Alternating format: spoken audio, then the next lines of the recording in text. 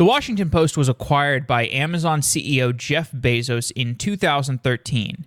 And since then, the newspaper has started thinking more like a software company. They're opting to build new software rather than to buy off-the-shelf third-party solutions. Arc Publishing is a CMS that was built by the Washington Post to produce and display content. So when you visit WashingtonPost.com, you're actually viewing a site built with software by the Washington Post. They've also brought their advertising technology in-house, which is quite complicated given the amount of third-party solutions that companies tend to opt for and that brands are used to working with. Jarrod Dicker is the head of commercial product and technology at the Washington Post.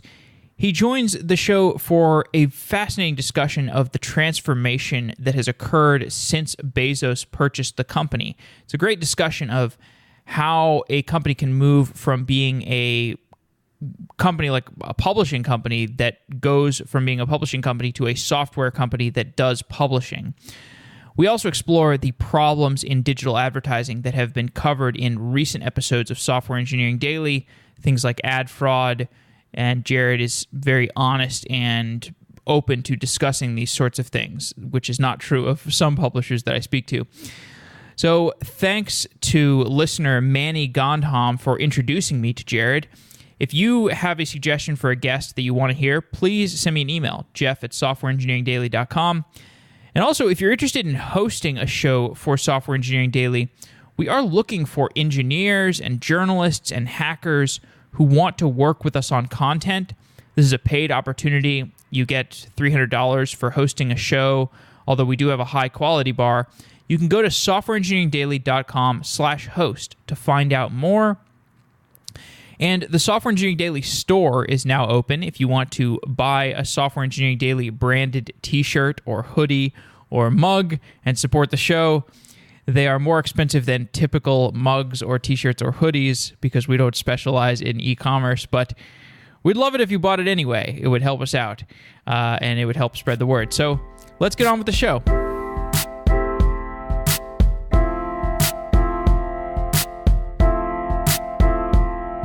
Spring is a season of growth and change. Have you been thinking you'd be happier at a new job? If you're dreaming about a new job and have been waiting for the right time to make a move, go to hired.com/sedaily today. Hired makes finding work enjoyable. Hired uses an algorithmic job matching tool in combination with a talent advocate who will walk you through the process of finding a better job. Maybe you want more flexible hours, or more money, or remote work. Maybe you want to work at Zillow, or Squarespace, or Postmates, or some of the other top technology companies that are desperately looking for engineers on Hired. You and your skills are in high demand. You listen to a software engineering podcast in your spare time, so you're clearly passionate about technology. Check out hired.com/sedaily to get a special offer for Software Engineering Daily listeners. A $600 signing bonus from Hired when you find that great job that gives you the respect and the salary that you deserve as a talented engineer. I love Hired because it puts you in charge. Go to hired.com/sedaily, and thanks to Hired for being a continued long-running sponsor of Software Engineering Daily.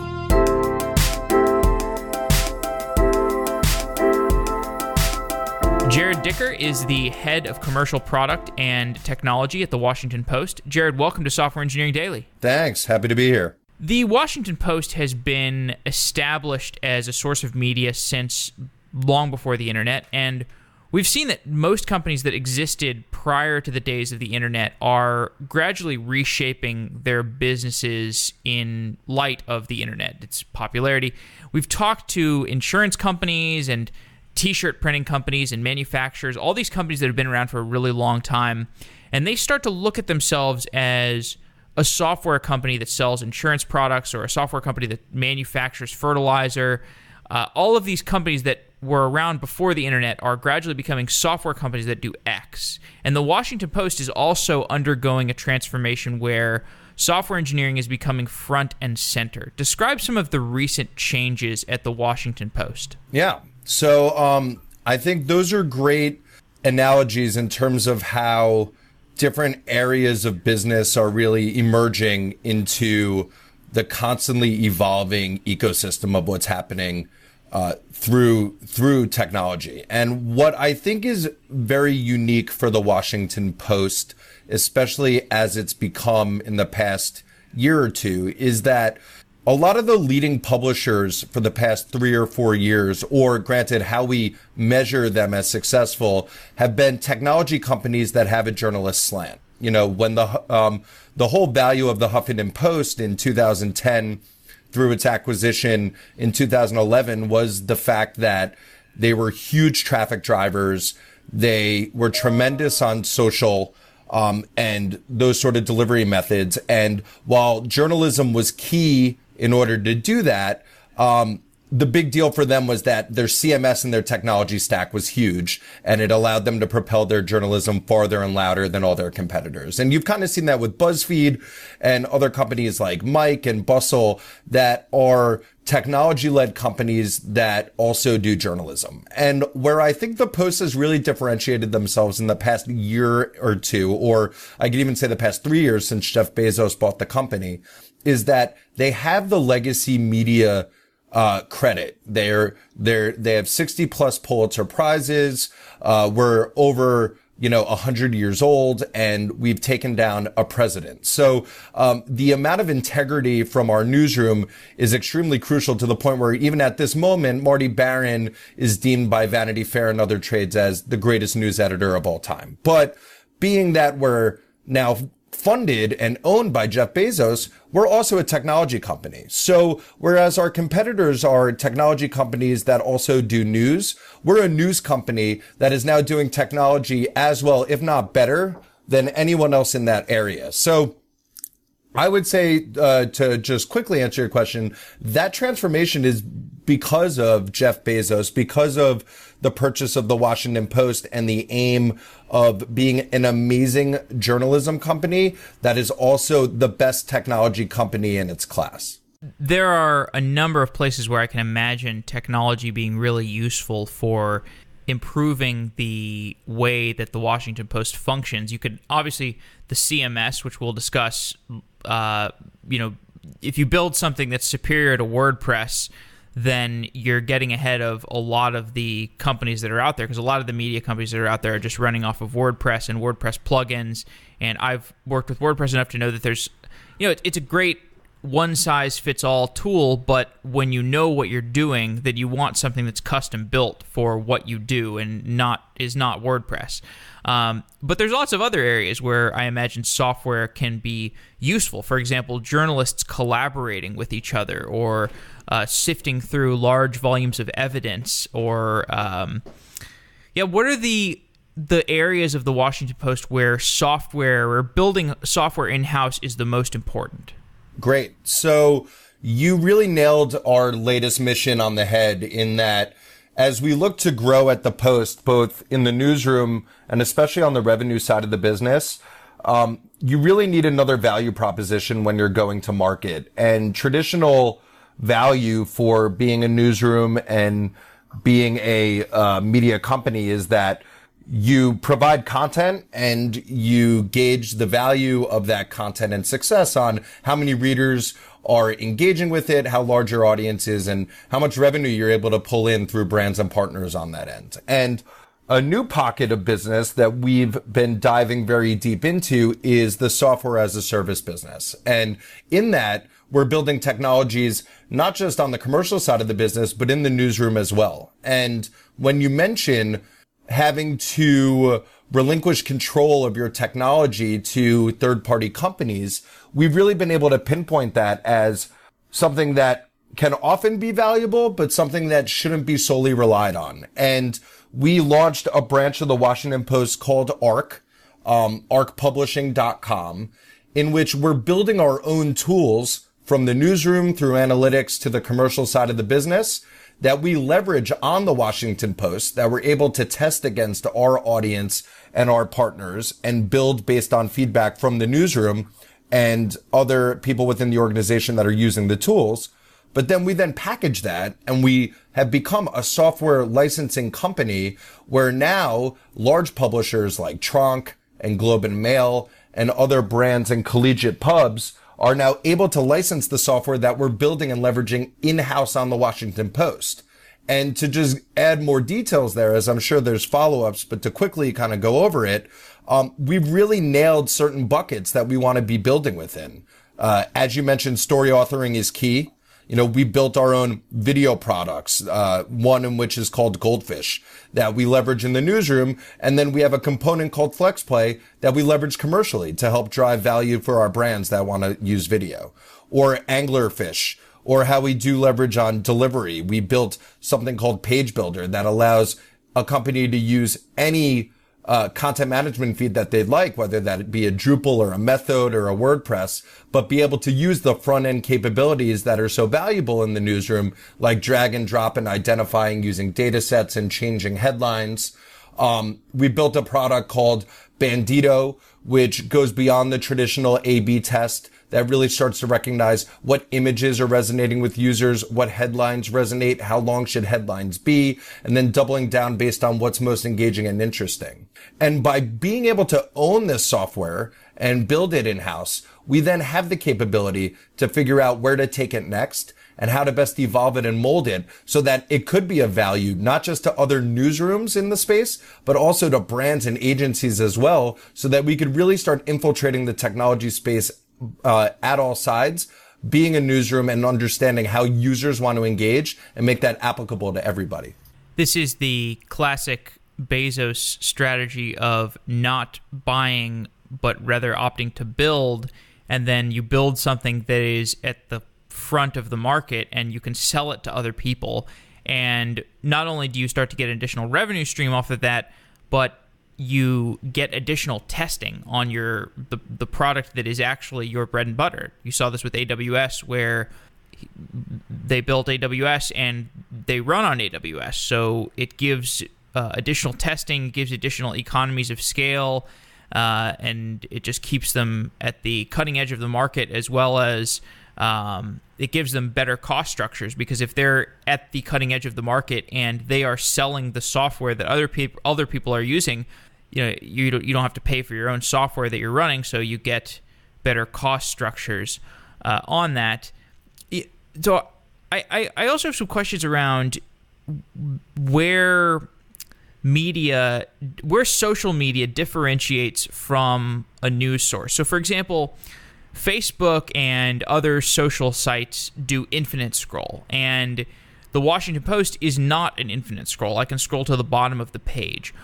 Why doesn't it make sense for Washington Post to have an infinite scroll? And what does that say about the difference between a media site like Washington Post and a social media site? I would say that the beauty of what's happening at the Post is that there are no limits when it comes to testing. You mentioned the Bezos influence and building first and really understanding what the true values are. We have a big belief here as we're building product in that if something works, we should double down on it, and 2 times the innovation is really kind of 2 times the value in the end. And what we've been doing is that it's not that we shy away from certain things. All things are tested here, whether that's the aggregation module, the editorial dictation module, being able to pull in relevant content, or how we leverage comments on and off site. I think the main component of differentiation that you'll see with how we do product at the Post, especially when it comes to how we're delivering our content to our readers, is that we're always evolving and looking for the next best way to do so. I think when you look at things like infinite scroll, there's a lot of variables in which why publishers will do that.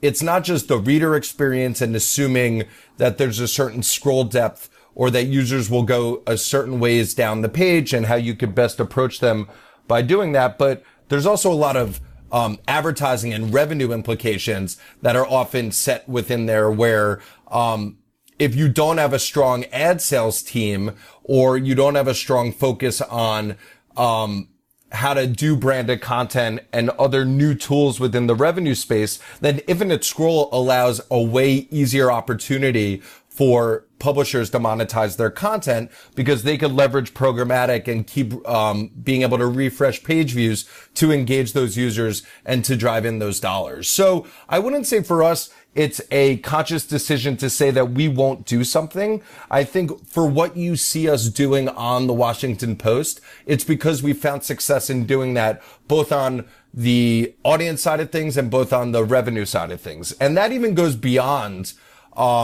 what you see on the WashingtonPost.com properties and our approach to what we do on platforms like Facebook and Google AMP and Snapchat Discover. We've had the flexibility to really be able to experiment across these platforms and see what works.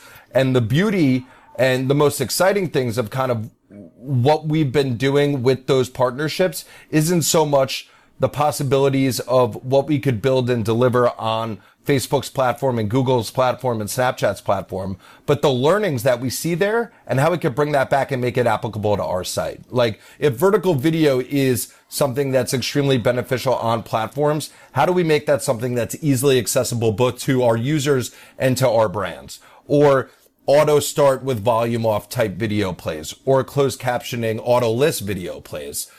Trends that we're seeing through these partnerships, we then look to take back and build them within our experiences. So while I won't say infinite scroll isn't of value, it may be something that we do bring back one day, or those conversations are always being had. I think we're very confident in the notion that we experiment to the maximum point, that what we're doing is a clear result of things that we've seen positive results on.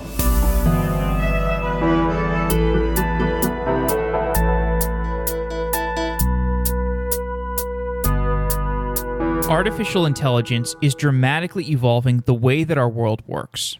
And to make AI easier and faster, we need new kinds of hardware and software, which is why Intel acquired Nirvana Systems and its platform for deep learning. Intel Nirvana is hiring engineers to help develop a full stack for AI, from chip design to software frameworks. Go to softwareengineeringdaily.com/Intel to apply for an opening on the team. To learn more about the company, check out the interviews that I've conducted with its engineers. Those are also available at softwareengineeringdaily.com/Intel. Come build the future with Intel Nirvana. Go to softwareengineeringdaily.com/Intel to apply now.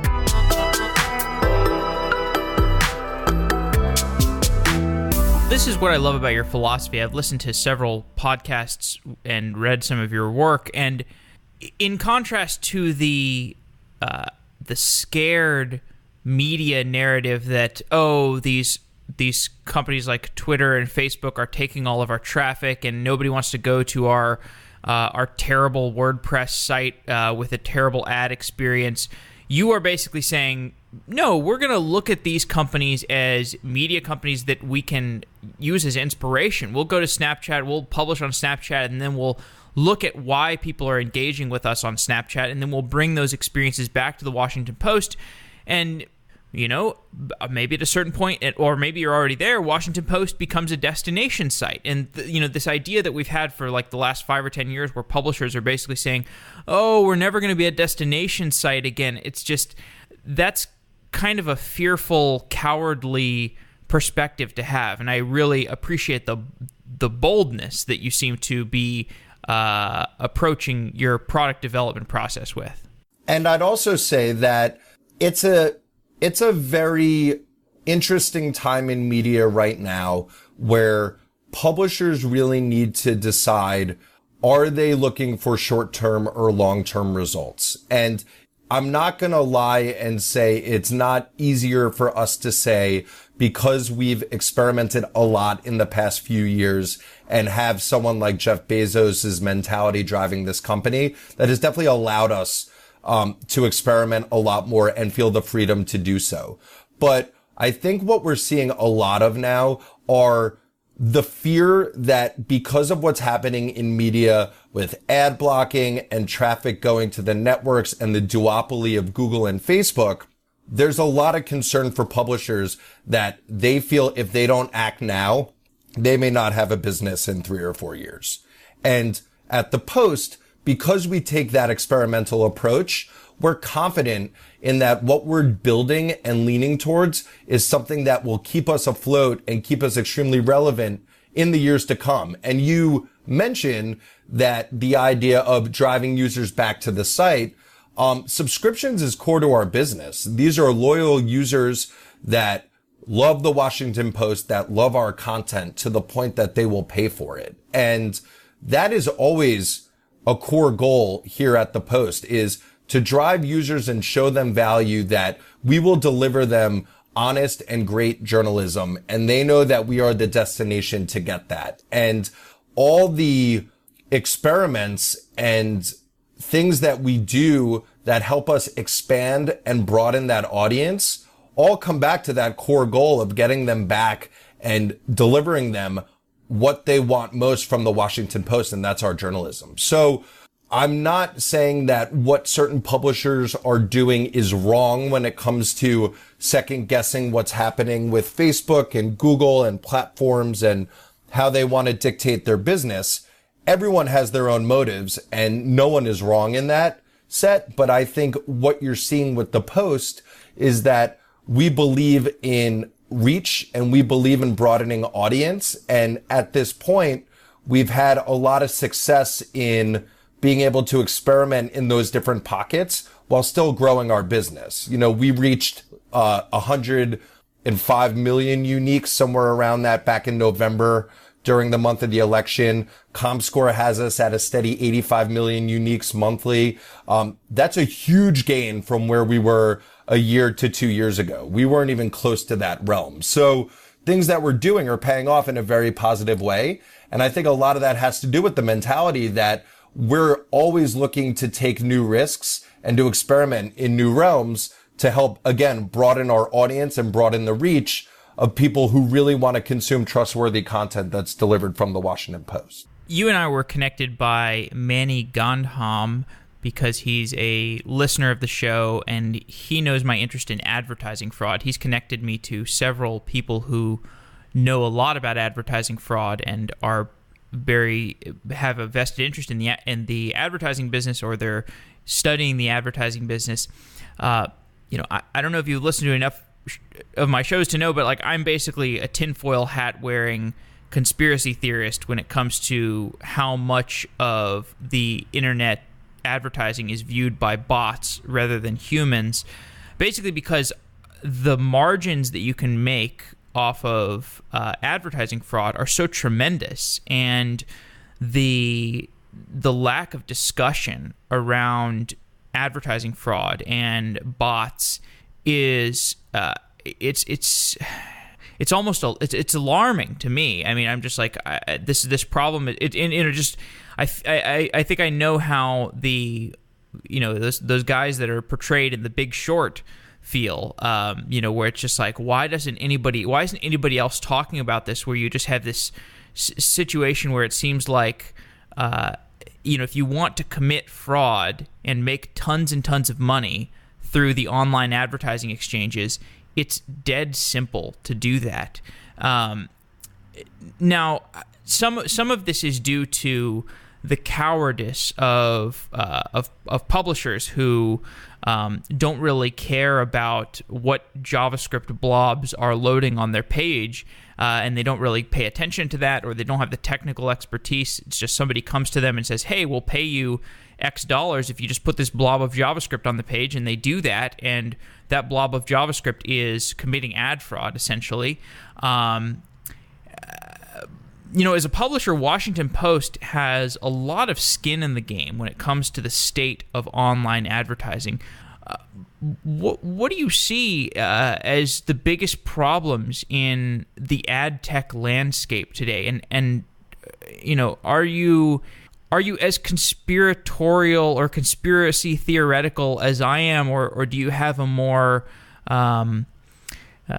measured and perhaps sympathetic perspective on the ad tech casino? A little bit of both. I'd say there was an article written about almost 3 years ago, Joe Marchese, who founded Truex that was purchased by Fox, and now he leads advertising over at Fox Entertainment. He also compared what was happening to the subprime crisis, that the subprime mortgage crisis, and I think he actually called it the subprime advertising crisis. And I got to get him on the show. Joe Marchese? Yes, Joe Marchese.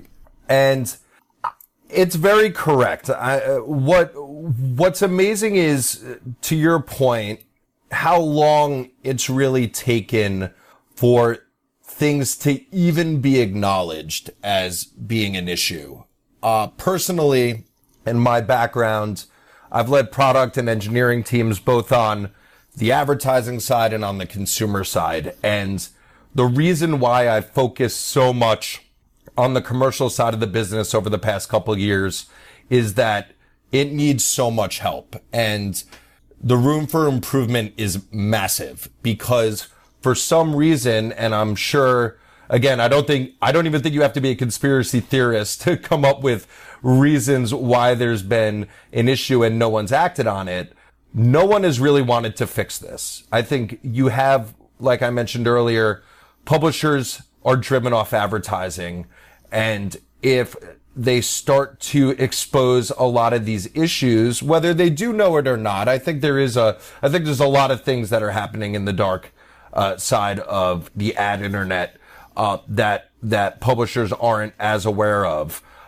Then their business starts to go south. So there's fear, that exposing something like this means that they can't afford to do their core product, which is journalism. Or you have a lot of these companies that are out there that are promising you revenue, the third-party ad tech partners that know very well what's going on, but see value in the business and could drive revenue to do so. So for me, the interest has really been to expose that in a way of finding a solution. I think it's very easy to pinpoint issues that are happening here and to use an ad blocker, and to just point fingers at things that have caused us to get to where we are now in the ad space. But to be able to actually come up with certain solutions and to put in the effort to do so, I think will allow publishers and brands that are working in that vein to really come out on top. And that's what we've been doing at the Post. I mean, I launched this group Red at the Washington Post, which is our research, experimentation, and development group. The latter part is what really differentiates us in that we're not just an R&D lab that says, hey, advertising on the web is shitty. Let's try to figure out a way to fix it. But hey, look, here's 10 products that we've built that are going to solve for the issues with display or what's happening with video or how slow ads take to load and how we're going to speed it up or how to identify fraud.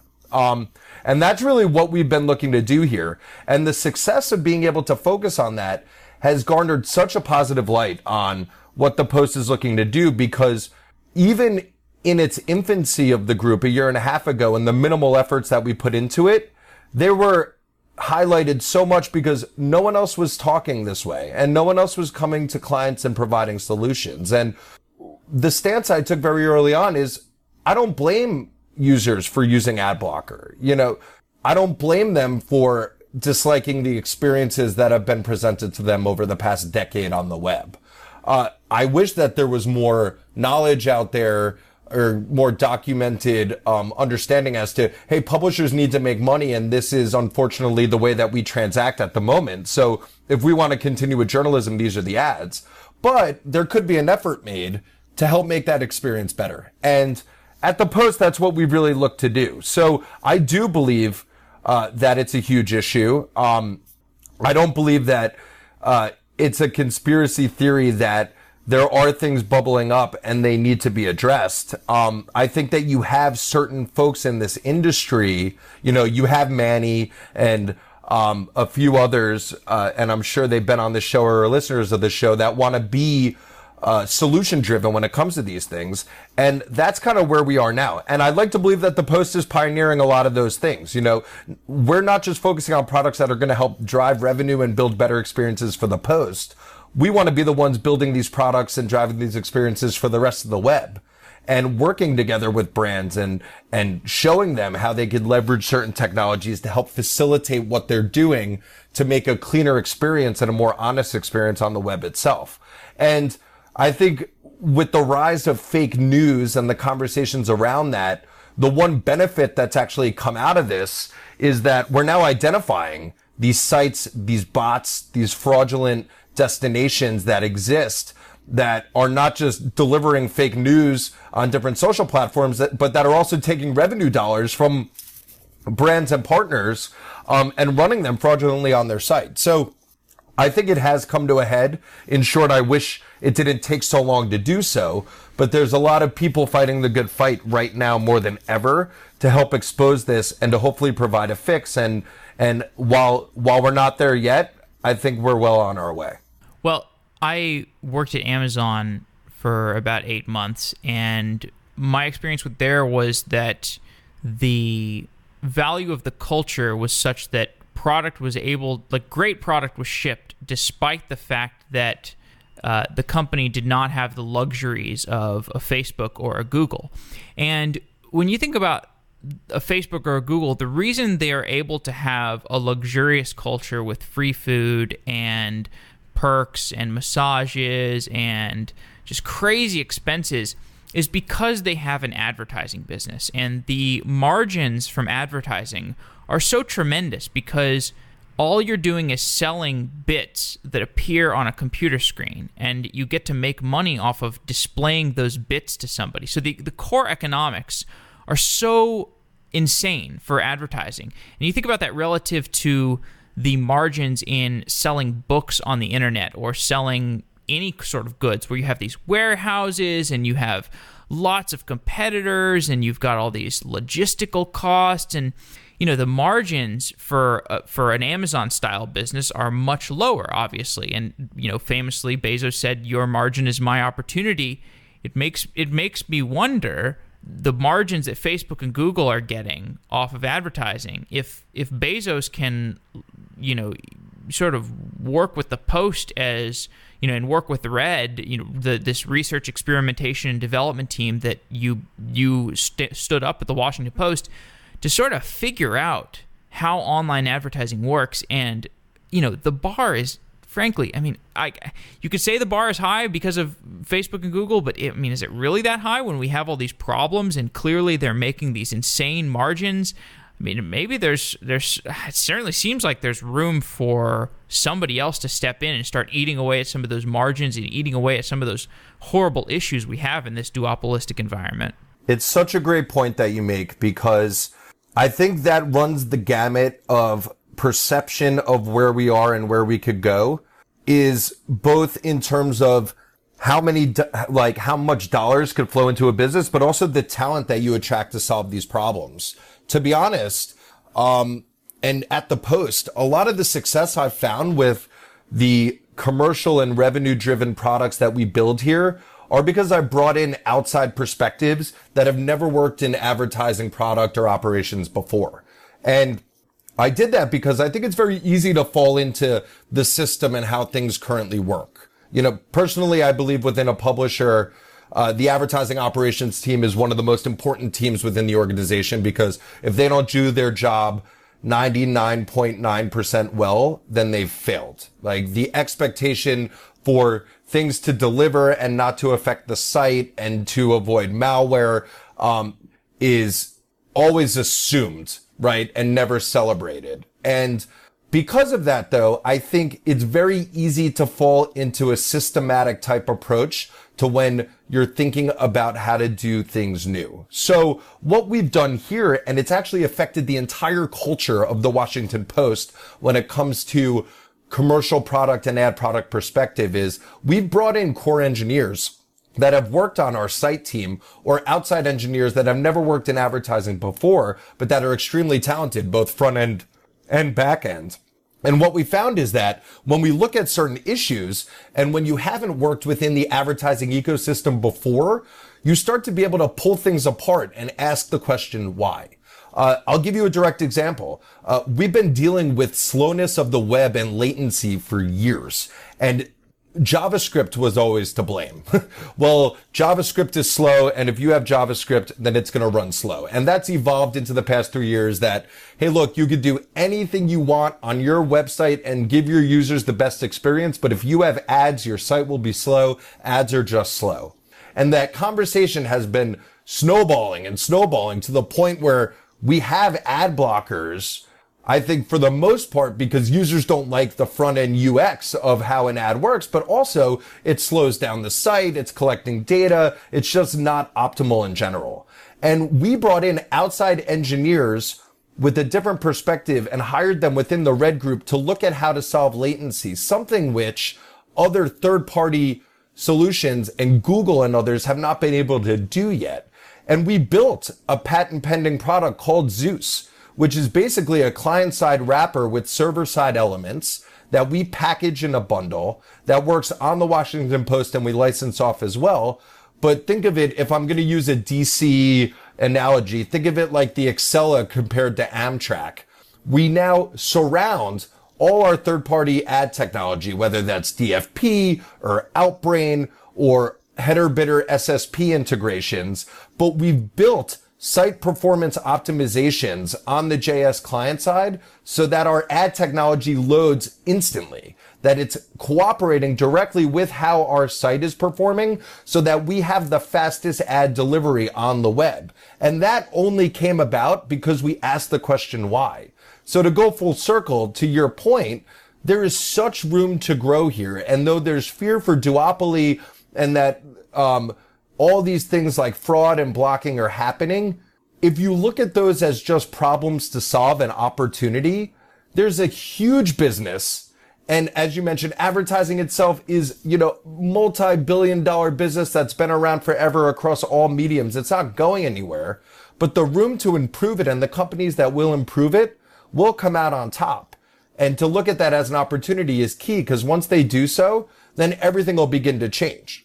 There are all these technological opportunities that we can discuss, like you mentioned with what you can get when you take a look with fresh eyes at all of the issues in advertising and you start to say, okay, what can we build rather than what is the best way to integrate with what's already there? Are there more fundamental questions that you're starting to ask about advertising? For example, I sell all these ads for Software Engineering Daily, and it's a lot of work, and it's been really interesting. I mean, I've actually grown to enjoy the ad sales process and getting this firsthand understanding of what actually works in advertising. Podcast advertisements are a little bit different than dynamic. I don't do dynamic podcast ads, but it's a little bit. It really gives you an intimate, because I own the production process. I make the ads myself. I write the copy and I work with the brands on the copy. But we're also, looking at the metrics and we're looking at, what works for the direct response. And it really makes me assess at a fundamental level, like what kinds of advertising actually works. Like, does brand advertising work? Does direct response work? Is the call to action on a direct response campaign actually indicative of how successful that campaign is? What are the core questions in advertising that you're starting to have? Because for example, I think about like I'm in the gym sometimes and I see a car commercial and I'm like, okay, that car commercial probably cost several million to produce, and here it is on TV, and like nobody else is in the gym right now, and it's being advertised to me, and like I don't care about this. This is never going to convince me to get a car. If I get a car, I'm going to do a ton of research. Like, brand advertising doesn't convince me to buy a car, but I mean, maybe it convinces other people, but I actually have my doubts about that. I don't know. Do you have any questions about the fundamental axioms that advertisers have? Yes. I mean, I'd say it's an excellent point. And a lot of I don't want to use the word struggles or frustrations, even though I just did, but a lot of what's evolved in the digital advertising space in terms of how challenging it's been to sell as compared to television and print sales is because of the amount of data and information brands can now receive when they execute online. You have the opportunity to see your exact demo, what users are engaging, where they click, how did they convert, where did they come from, compared to what you used to get or still get through television and through print means, where since it's not digitized, a lot of these reporting mechanisms are preset. So I think what you're seeing is that everyone is constantly asking questions as to see the true value. You have companies like Facebook and Google that, because of the data collection and the amount of information that they have, they're able to make extremely educated delivery choices of which ads to deliver to which users and to show, okay, this direct response worked, or this gave you more brand lift and so forth. I think each brand thinks differently, and we need to be building products that help satisfy and run the gamut as to what brands are looking for and what they see the most value in. For example, there's some brands that are just looking to do a perspective campaign that they're innovative or they're thinking differently. So they'll partner and do a VR campaign or an AR campaign sponsorship, though there's really no precedent for how to value and show true ROI of what you're doing, since that medium is new, though the association with doing something new is valuable enough. I think you see a lot of brands going that way, and then the DR advertisers and being able to actually purchase a car, to your point. And I just purchased a new car, and because I looked up accessories for that car, I'm now getting retargeted to repurchase that car. I would never buy the same car twice. So there are some fundamental issues with how that retargeting technology works, but there are some components that could be fixed and altered to do so. So what I think it is I think when digital advertising came about, a lot of very, very, very smart people got involved to help make it as granular and smart and targeted as possible, to the point where it's too smart and analytical and targeted, in that it provides a fault, because a lot of the times the products you're seeing you've already purchased or you're clearly not interested in, and now we're peeling back. So yes, I mean, we're constantly asking those questions. We're building products to do so. What I would say is that I firmly believe that from a publisher perspective, in order to survive, you can't have siloed product processes anymore. As a company, we're looking to do the same thing, whether it's through revenue or through our editorial team or through our analytics team. And that's to really grow the Post, to grow our audience, to grow our awareness, to grow our footprint.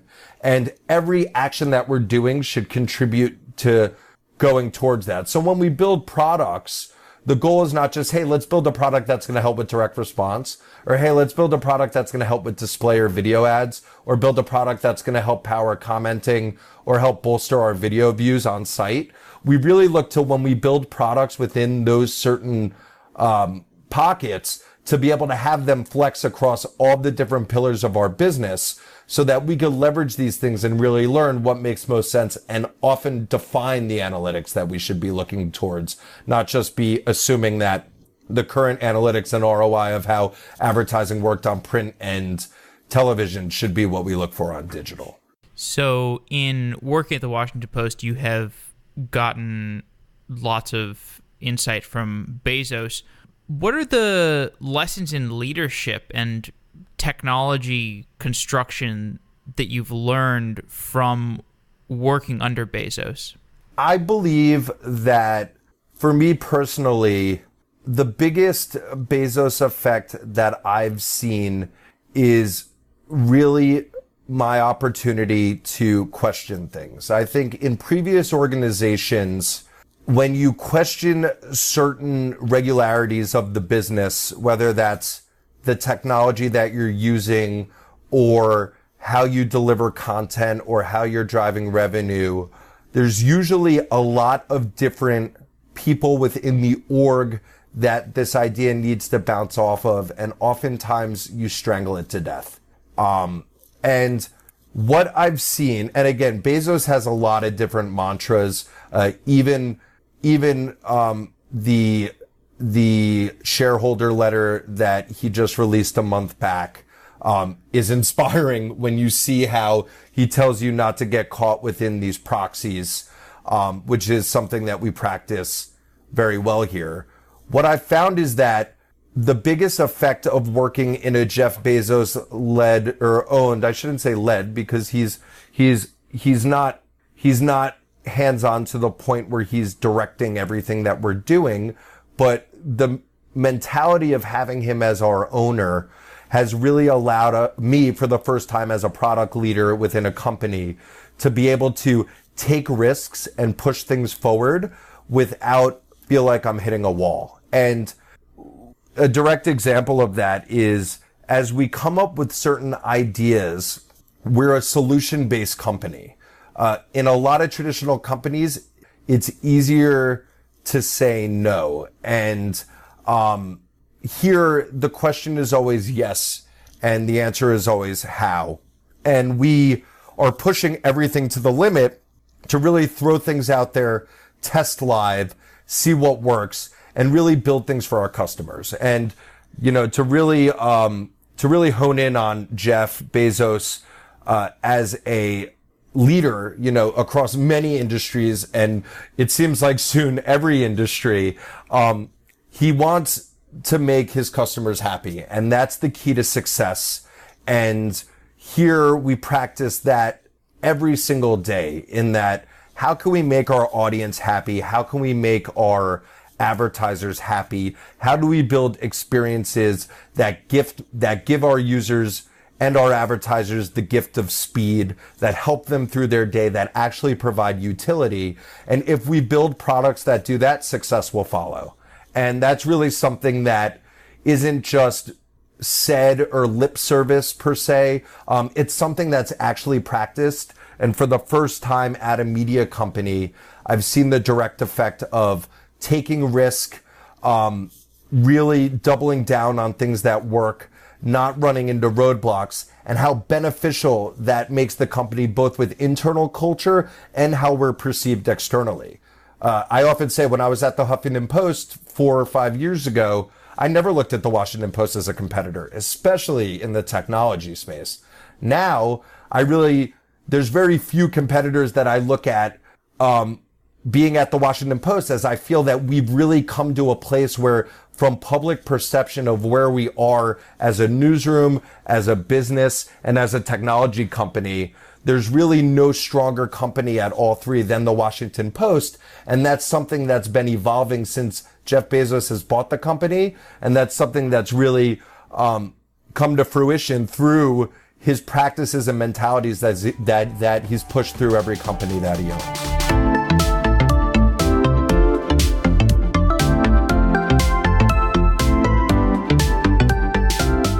Want the flexibility of a non-relational key value store together with the query capabilities of SQL? Take a look at C-Tree Ace by FairComm. C-Tree Ace is a non-relational key value store that offers ACID transactions complemented by a full SQL engine. C-Tree Ace offers simultaneous access to the data through non-relational and relational APIs. Companies use C-Tree Ace to process ACID transactions through non-relational APIs for extreme performance, while using the SQL APIs to connect third-party apps or query the data for reports or business intelligence. C-Tree Ace is platform and hardware agnostic, and it's capable of being embedded, deployed on premises, or in the cloud. FairComm has been around for decades, powering applications that most people use daily. Whether you are listening to NPR, shipping a package through UPS, paying for gas at the pump, or swiping your Visa card in Europe, FairComm is powering you through your day. Software Engineering Daily listeners can download an evaluation version of C-Tree Ace for free by going to softwareengineeringdaily.com/FairComm. Thanks to FairComm C-Tree Ace for being a new sponsor of Software Engineering Daily, and you can go to softwareengineeringdaily.com/FairComm to check it out and support the show.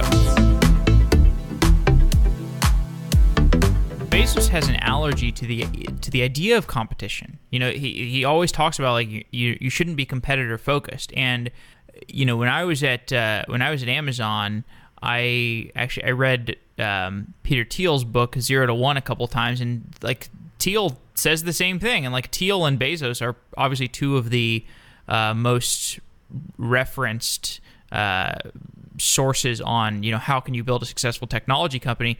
And it's kind of a profound statement. You should not be focused on competition, even though much of the writing about different tech companies, Facebook is copying Snapchat or blah blah blah. Like, the fact is that the scope of different technologies and different types of companies that could be built, even different media companies, is so tremendous that it's not like a super efficient market where you can just clone something in a day, and there's just such differentiation, because the landscape of what could be built relative to what actually is built is there's such a big difference there. And with regard to what Bezos does in terms of his thinking about his customers, I think he even thinks about the employees of his companies as customers. And it's like, what do the employees of his companies want to do? And this is something that I remember feeling at Amazon, and initially when I joined Amazon, I was like, it's Amazon, that's great, but I wish I was at Google or Facebook. But what I've realized over time is that the Google or the Facebook, where you just get lavishly just showered with free food and goods and stuff, which you don't have at Amazon. You have the door desks and the sort of, it's almost like a brutality, Lord of the Flies, cheapness, frugality. But what good employees actually want, what the best engineers and the best product developers actually want, is the freedom to do stuff, the freedom to debate, the freedom to build. And that stuff actually doesn't cost much money, but it costs a lot in terms of how do you reinforce that in the culture. And I think that is the brilliance of Bezos, is because he's so focused on the philosophy, and the philosophy that is durable. Like, he doesn't do things that are short-termist, and he doesn't do things that, if he's going to do X, he's going to have a philosophy in 10 years that is not going to conflict with X today. So he's not going to have, people be able to refer to his statements in the past and say, oh, he's hypocritical. His stuff is, what he says is really durable, and I think that has led to the tremendous compounding properties of his businesses. Yes.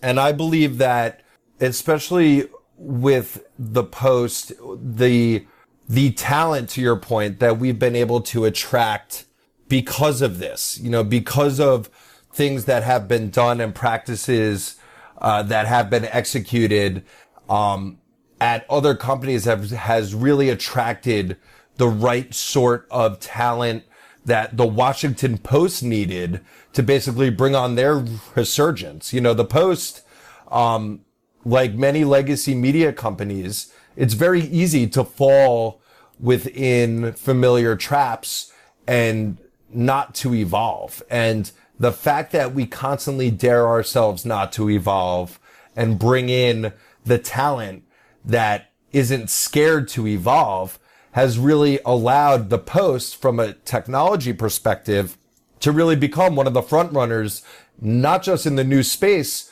but in the tech space, to the point where Jeff Bezos has said that he'd put the Washington Post tech team against any tech team in Silicon Valley. So the amount of adoration and belief behind what we're doing has really attracted the right folks to help us continue to do what we're really looking to do, which is, to make the Post the destination for anyone looking to read, great journalism on the web, on platforms, in VR and beyond.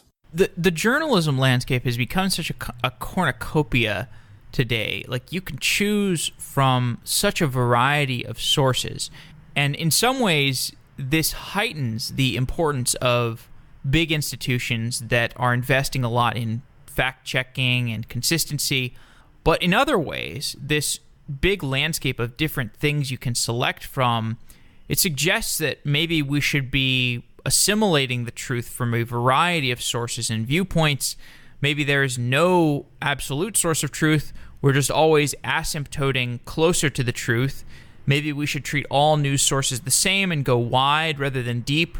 What do you think of this contrast between the large volume of small news organizations and the small volume of large esteemed organizations like the Washington Post? What are the values in those two sides of the spectrum?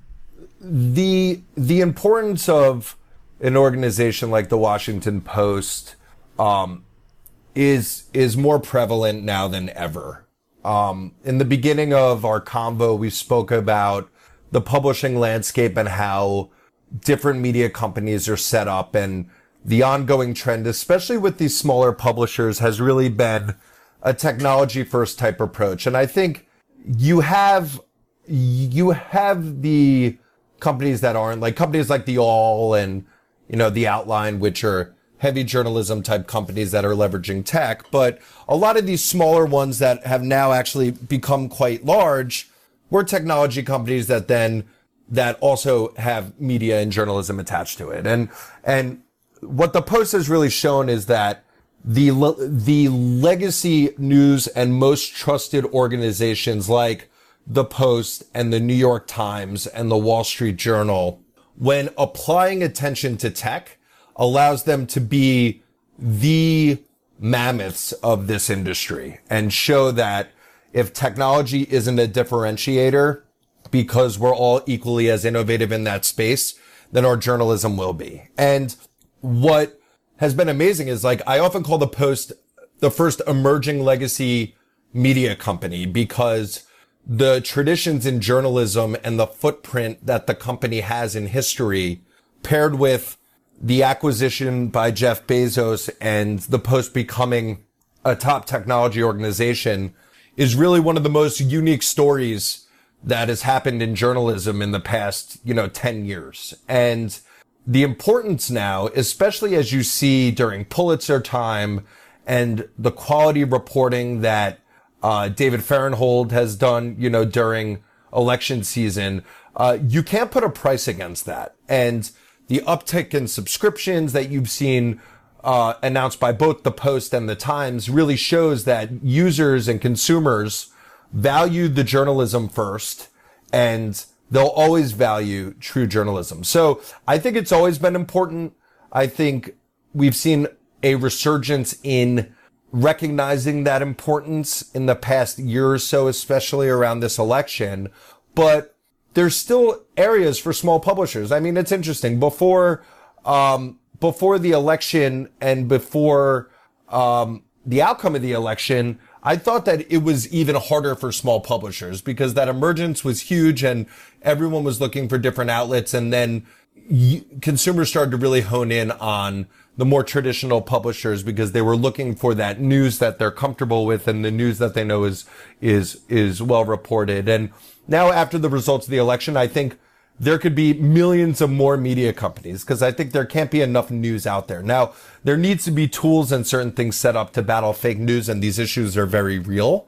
But the idea that there isn't enough space for great journalism, I don't think is true. I think there is enough space, but I think because of the emergence of fake news and a lot of other issues, especially on platform publishing, companies like the Washington Post and New York Times are more important than ever, and we're seeing a direct effect of that. Yeah, I agree with all that. Okay, Jarrod, well, thanks for coming on Software Engineering Daily. It's been a real pleasure talking to you, and I hope to do more shows with the Washington Post or with you in the future. Thank you so much. It was my pleasure, and have a great week. Thanks to Symphono for sponsoring Software Engineering Daily. Symphono is a custom engineering shop where senior engineers tackle big tech challenges while learning from each other. Check it out at symphono.com/sedaily. That's symphono.com/sedaily. Thanks again to Symphono for being a sponsor of Software Engineering Daily for almost a year now. Your continued support allows us to deliver this content to the listeners on a regular basis. Wow!